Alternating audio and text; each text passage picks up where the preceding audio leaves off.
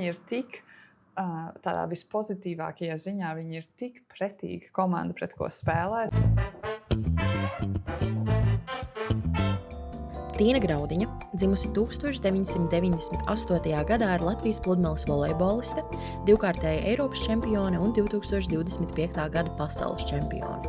Kopā ar Anastasiju Samoilovu viņa izcīnījusi vēsturiskus panākumus Latvijas sieviešu pludmales volejbolā, pārstāvot Latviju Tokijas un Parīzes olimpiskajās spēlēs.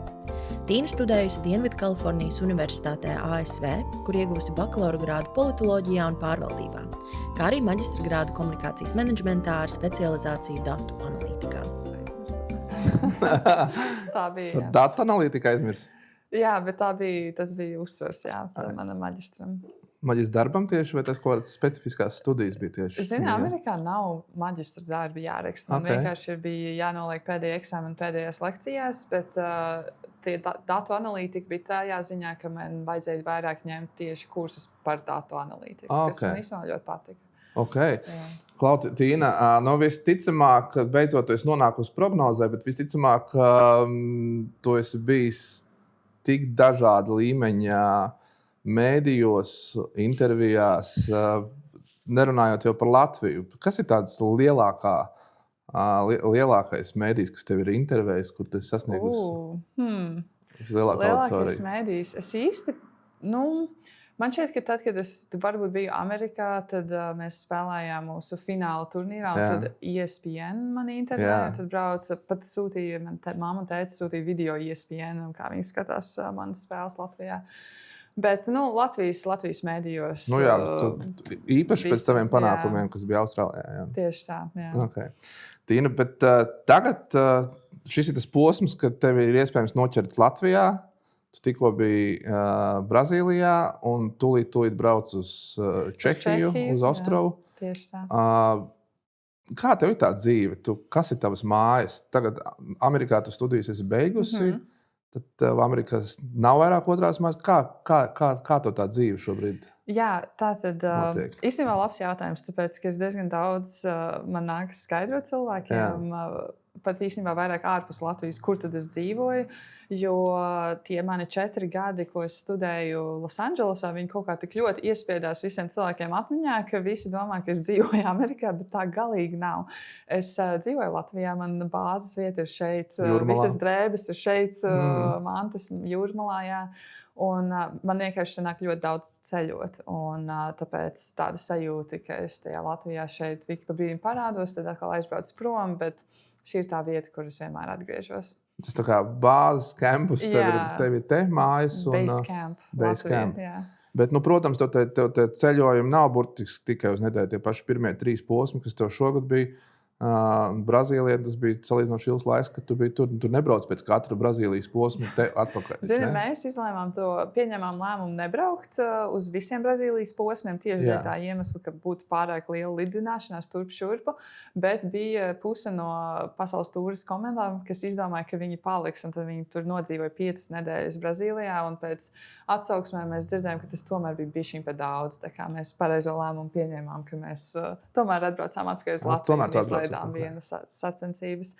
Bet tagad arī tā specifika pludmales volejbolam ir tāda, ka agrāk viņš bija tīrs vasaras sporta veids. Bet Pasaules federācija viņi mēģina izstiept visu cauru gadu, un mēs arī daudz spēlējam tagad Dienvidu puslodē, kas nozīmē tieši pavasaros, rudeņos. Skaties posmu, pat Dienvidāfrikas republikā notiek. Austrālija, Brazīlija, Dienvidāfrika. Un līdz ar to tagad pat sanāk, ka mūsu tāda karstākie laika periodi gadā ir tieši pavasars un rudens, un pat ziema īstenībā. Vasarā tikai 2-3 turnīri, kas ir salīdzinoši maz. Tas notiek pārsvarā te? Mājās Eiropā. Es īstenībā par to ļoti priecājos, jo man tik ļoti patīk būt mājās Latvijā vasaras laikā. Tā kā ļoti jauki, nevajag ceļot. Čehija, Šveice, Itālija. Kaut Ina, tu pirms kāda laika pabeidzi studijas Amerikā, Kalifornijā. Un dzīve Amerikā un Kalifornijā, tas ir tā kā valsts valstī. Tu gan studēji tur politikas zinātni, bakalaurā un pēc tam maģistrus. Kā Kalifornijā skatās uz visiem tiem trakajiem notikumiem, kas tad notiek Amerikā. Tu gan studēji laikā, kad Trumps laikam pirmajā reizē bija par prezidentu, un pēc tam bija demokrāti pie varas. Kāda tā bija ļoti interesanti, jo Kalifornija ir ļoti spēcīga identitāte, tīpaši Losandželosai, bet tajā pašā laikā Losandželosa vismaz viņā ir diezgan daudz dažādu burbuļu iekšā, kas tomēr ir burbuļi.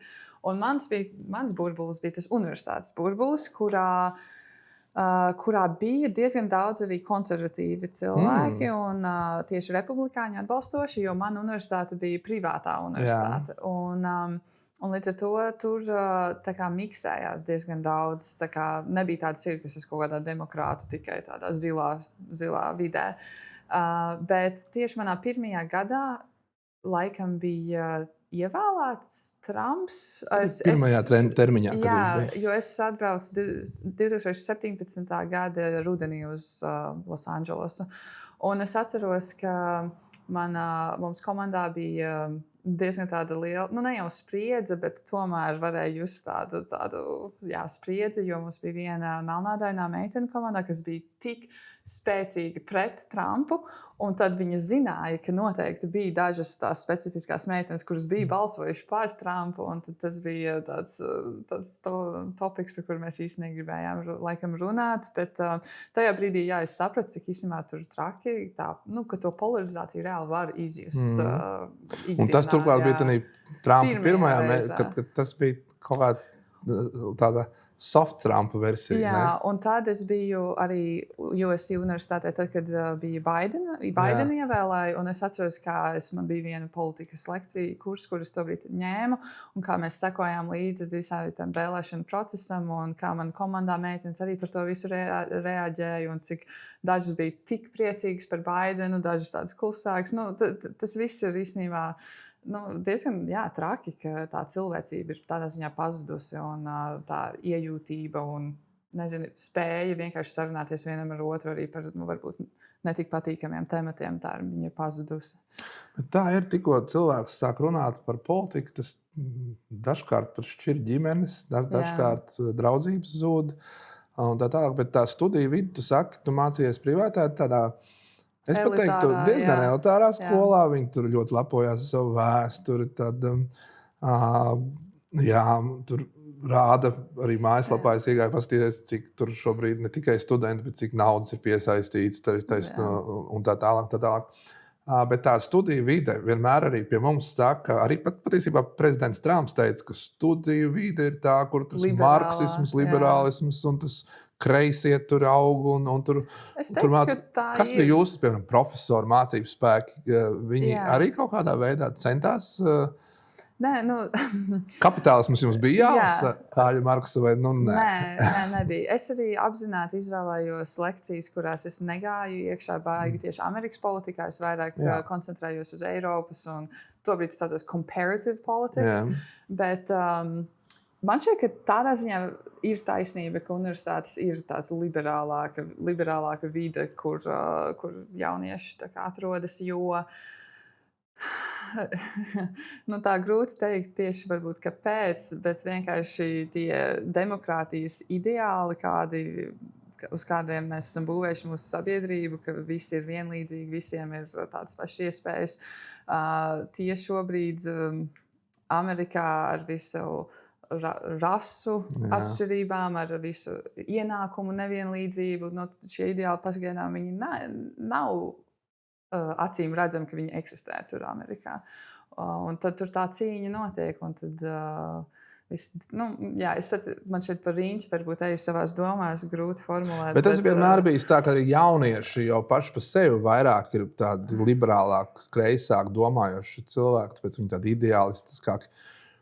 Un skaidrs, ka gadiem ejot, mēs paliekam nedaudz konservatīvāki. Mums negribās, lai man pie apkārt būtu ļoti liels straujas pārmaiņas.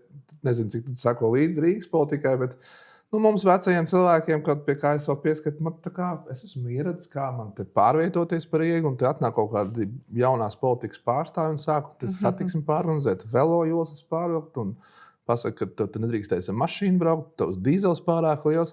Jā. Bet, Tas, laikam, ir tas vienkārši dzīves cikls, kuram mēs visi ejam cauri. Tieši tāpēc ir vajadzīga tā uzskatu dažādība un arī vecumu dažādība tajos cilvēkos, ko mēs ievēlam, lai būtu tas viss lielais skatlis ar dažādām lietām. Kā jums studiju laikā brauc arī kaut kādi republikāņu, demokrāti, senatori pie jums? Nē, tas jūs bijāt nost. Tīri tā akadēmiski mēs tur lasījām to, ko vajadzēja lasīt.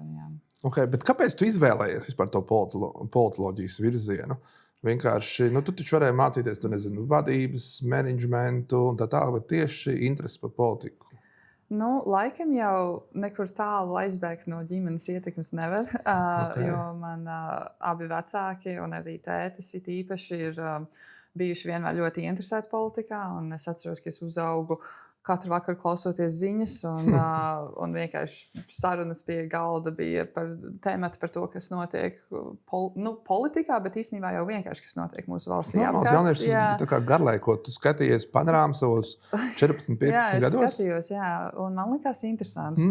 Tāpēc arī kaut kā to politiku, laikam, es izvēlējos beigās, bet tas nebija tāds taisns ceļš, jo es vienu brīdi gribēju iet kaut ko saistīt ar ķīmiju vai zinātni, tad vienā brīdī es gribēju būt par skolotāju. Bet tad es sapratu, ka Amerikā mācīties par skolotāju nav jēgas, ja es gribu beigās mācīt Latvijā. Un tad es sapratu, labi, kaut ko citu vajag mācīties. Un tad beigās kaut kā nonāca tieši pie tās politikas, kas man ļoti patika. Jo lai mācītos par politiku, īstenībā ir ļoti daudz vēstures stundas jāņem. Jā. Un man ļoti patīk vēsture, tā kā tas bija diezgan viegli salīdzinoši. Klausies, nedaudz par politiku un par sportu. Skatoties... es runāšu ļoti stereotipiski. Es neesmu sporta nozares pārzinātājs, esmu vairāk līdzjutējs. Bet pludmales volejbolas, manuprāt, ja skatās tādu dzimumu līdztiesības jautājumu prizmas, tad pludmales volejbols ir tāds, kur vīriešu spēles un sieviešu spēles es minēšu, ka skatās salīdzinoši līdzīgs skaits. Tā ir. Ka tā līdztiesība tur ir panākta. Vēl varētu būt tenis, kaut kas līdzīgs, kaut vai tenisā. Tomēr vīrieši, laikam, skatās nedaudz vairāk, bet arī līdzīgi, sievietes. Jā, sievietes līdzīgi. Tas nav tā kā, hokejā mūsu mīļajā Latvijā vai arī pat, diemžēl, basketbols, kas mums ļoti visus aizrauga. Tur tomēr tā izteiktāk. Bet kā ir, piemēram, ar citām, es neprasīšu, cik tu saņēmi prēmijās, bet vai tās prēmijas sistēma par iegūtajām vietām vai līdzīgs sponsoru atbalsts ir līdzīgs? Vai tur ir atkal krasa atšķirība? Starp dzimumiem? Starp dzimumiem, jā. Man grūti komentēt par citiem sporta veidiem, bet tieši pludmales volejbolā, ir ļoti vienlīdzīgi. Volejbols jau vairākus gadus ir tiešām puse uz puse viss. Notiek gan starptautiskā līmenī tīpaši.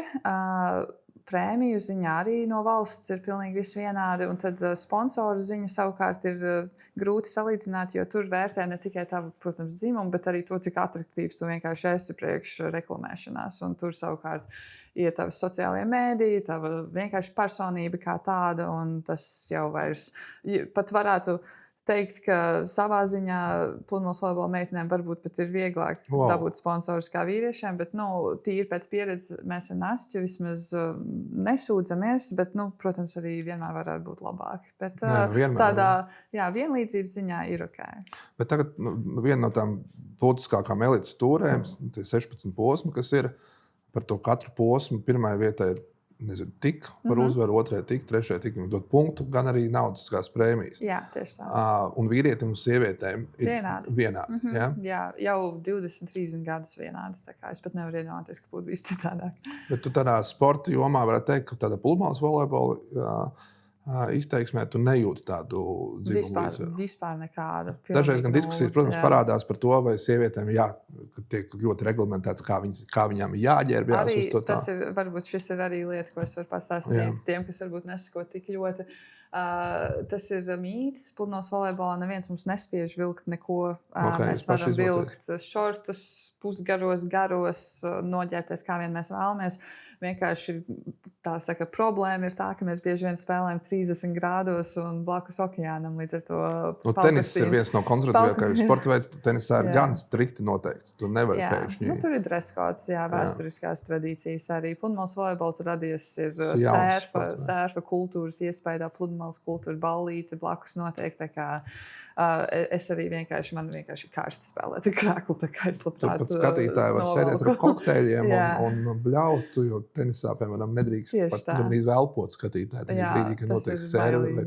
Tieši tā. Okay. Bet tad, kad tu kļuvi vēsturiskajā notikumā Austrālijā par pasaules čempionu, tevi aicināja tiešām uz visām intervijām. Tu jau biji Latvijā ļoti zināms cilvēks, bet tas bija, tad vispār tu kļuvi laikam tā, ka tev pazīst visa Latvija. Tu biji aicināts uz vairākām intervijām, un es atceros, es nevarēju atrast, nezinu, kāpēc šoreiz, es atceros Latvijas televīzijā, vai tas bija sporta studija, vai kur te uzaicināja uz interviju.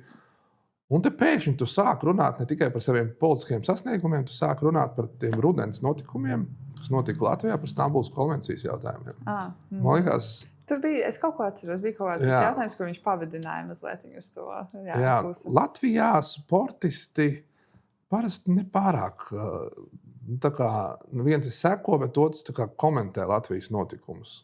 Kurš, protams, ir vairākums, bet nevar tā ģeneralizēt par pilnīgi visiem. Biežāk runā ļoti saprotams lietas, tu nezini par patriotismu, par...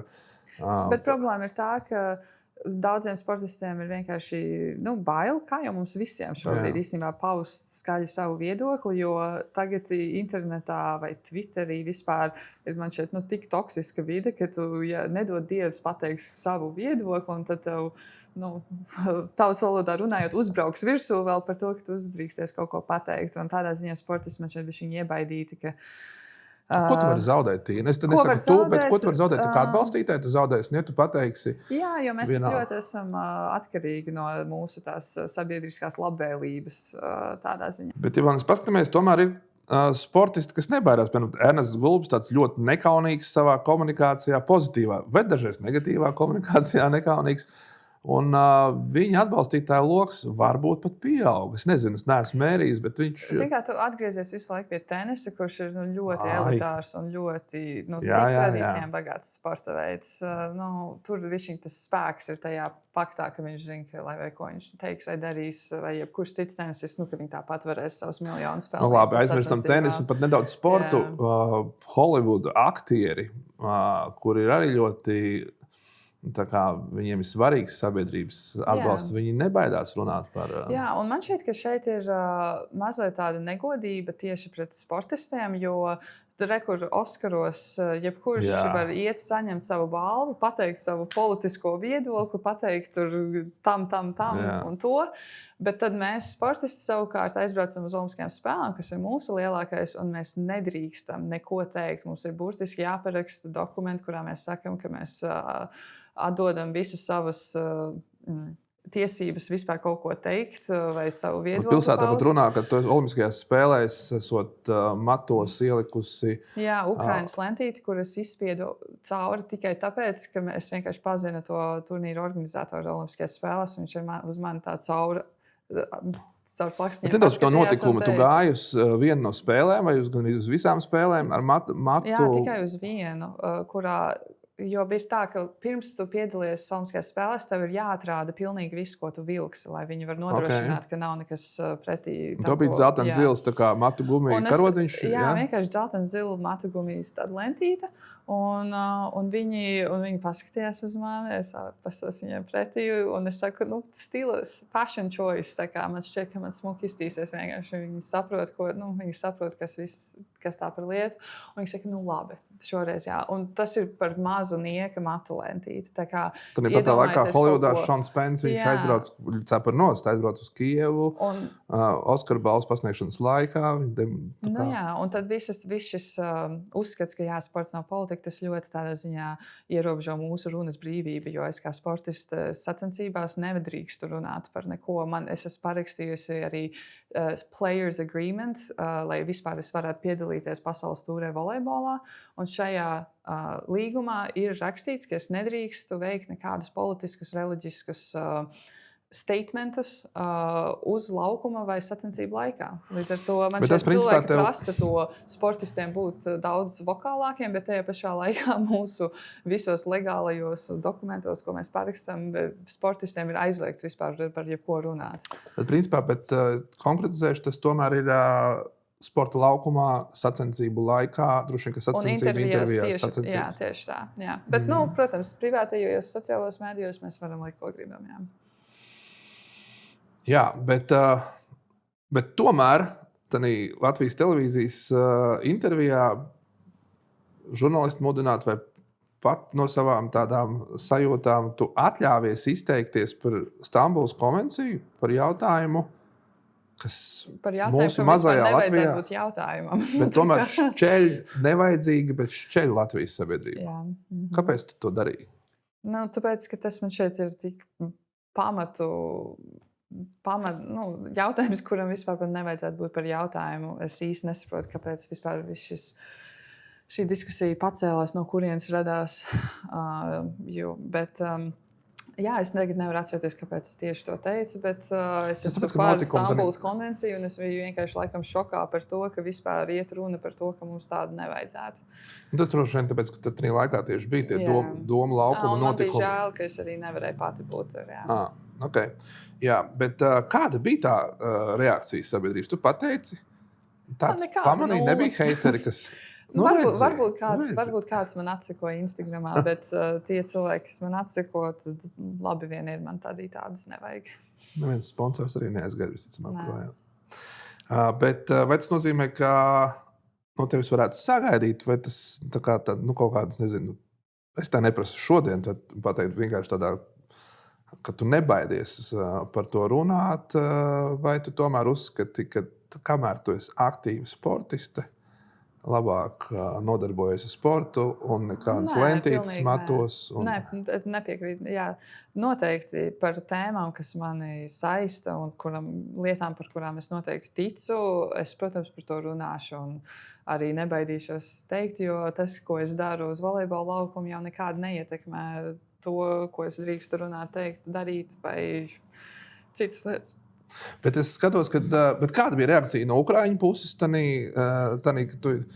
bija Olimpiskās spēles, vai ne? Tikai daži komentāri Instagramā, ka viņi saka man paldies, bet nebija nekas tāds īpaši. Visticamāk, es skatoties, tur tagad ir jaunās zvaigznes amerikānietis, protams, Itālija, Brazīlija, kur pludmales volejbols sasniedz starp sievietēm lielākos panākumus. Ukraiņa, laikam, arī nav izteikts kaut kāds spēlētājs, kas ir līderis. Visticamāk, tas nozīmē, ka arī Ukrainā nav tik liels. Vispārīgi viņas ir labas, bet nav. Jā, viņas nav. Droši vien, tāpēc arī Ukrainā nav tik populārs, iespējams, sporta veids, kam tam pievērš uzmanību. Bet es biju domājis, ka kaut ko jautāt tev par ģimeni vai nē, bet tu pati atļauj man atvērt šos vārdus, minot par to savu jaunību, bērnību, kad tu skatījies kopā ar Māri, visticamāk, tavu tēvu. Jā, tavu tēvu ziņu raidījumus. Bet parasti jau ir tā, ka jaunieši spītīgi to, ko dara vecāki, politiskiem uzskatiem, kam ir, nezinu, vecāki piekrīt, tad mums gribās tā kā pretējā pusē vienmēr būt. Ja tēvs ir vairāk, viņš bija agrāk sociāldemokrāts, joprojām ir, tad tev vajadzētu būt varbūt vairāk trumpistē un tā tālāk. Bet jūs esat tāds daudz maz saskanīgi savās vērtībās. Man šķiet, ka drīzāk ir otrādāk, kā tu saki, ka tomēr lielākoties ģimenes uzskati tomēr paliek, man šķiet, vismaz manā burbulī, kurā es dzīvoju. Protams, ka ir gadījumi, kad bērni ir pilnīgi citādāk kā vecāki, bet...